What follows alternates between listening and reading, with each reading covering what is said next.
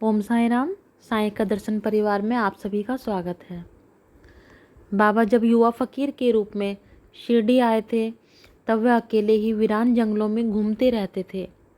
वहाँ भी बाबा गुस्से में जोर जोर से बोलते और किसी न किसी को डांटते रहते, अदृश्य शक्तियों को। कभी ठाके लगाते, कभी चारों दिशाओं में इशारे करते थे। अब इससे यह पता चलता है कि बाबा में शुरू से ही अदृश्य शक्तियों के प्रभाव को नष्ट करने की शक्ति थी।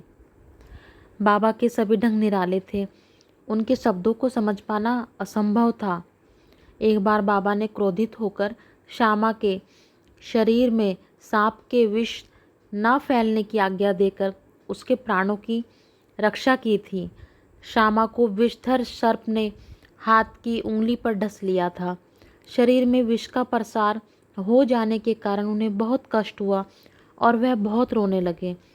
उनके मित्र इस पीड़ा के अंत के लिए उन्हें भगवान विठोबा के पास ले जाना चाहते थे, परंतु श्यामा के विठोबा तो उसके साईं बाबा थे।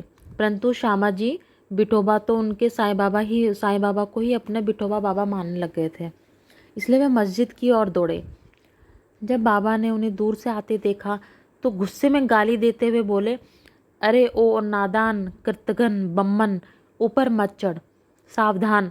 यदि ऐसा किया तो हटो, दूर हट, नीचे उतर, हट मगे बम्मनिया, वर मत जाओ, हट मगे।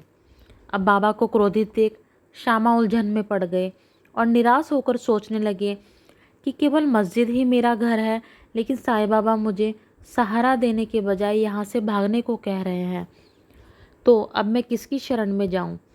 वे जीवन की आशा छोड़कर वहीं शांतिपूर्ण पूर्वक बैठ गए।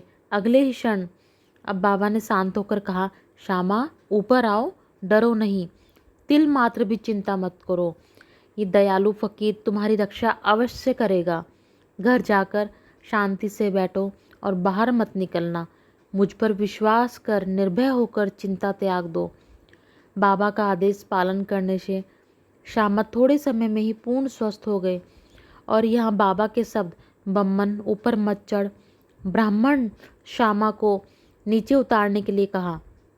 नीचे उतारने के लिए नहीं, बल्कि सांप के जहर को श्यामा के शरीर में ना फैलने की आज्ञा थी, जिससे कि उनके शरीर में वो जहर ना फैले। अब इसी तरह के एक और सच्ची घटना थी कि काका महाजनी को भी एक बार अतिसार दस्त की बीमारी हो गई थी, लेकिन बाबा ने इतना क्रोध किया कि वो भी ठीक हो गई। बाबा के इस भक्त को अतिसार की बीमारी हो गई थी।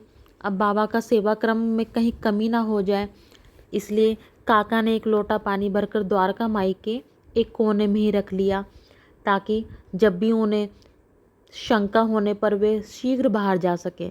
अब मस्जिद में फर्श बनाने की आज्ञा बाबा से प्राप्त हो ही चुकी थी, परंतु जब कार्य प्रारंभ हुआ तो बाबा क्रोधित हो गए और गुस्से में जोर जोर से चिल्लाने लगे कि सभी भक्त घबराकर इधर उधर भागने लगे। जैसे ही काका वहाँ से बचकर बाहर को भागने लगे, बाबा ने उन्हें पकड़ लिया और अपने पास बैठा दिया।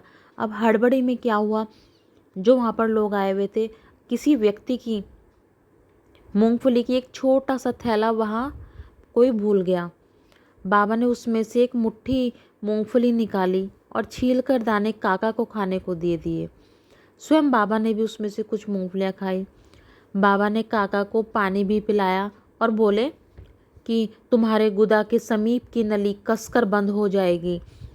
वास्तव में काका का रोग दूर हो गया। डॉक्टर के अनुसार तो मूंगफली खाने व उसके ऊपर पानी पीने से तो अतिसार में वृद्धि ही होती है, ना कि मुक्ति। लेकिन बाबा के उपचार का तरीका अजब ही था, इसलिए बाबा का क्रोध करना भी अपने बच्चों के लिए भाग्यशाली प्रतीत होता है। बाबा अपने भक्तों का हर हालत में ध्यान रखते हैं।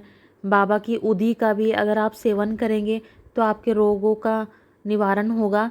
हल्की सी उदी अगर आप थोड़े से जल में मिक्स करके थोड़ा सा अगर आप उसको लें तो वो भी एक औषधि का काम करती है, रामबाण उपाय है, और आपको किसी भी रोग में धीरे धीरे आराम मिलने लग जाएगा।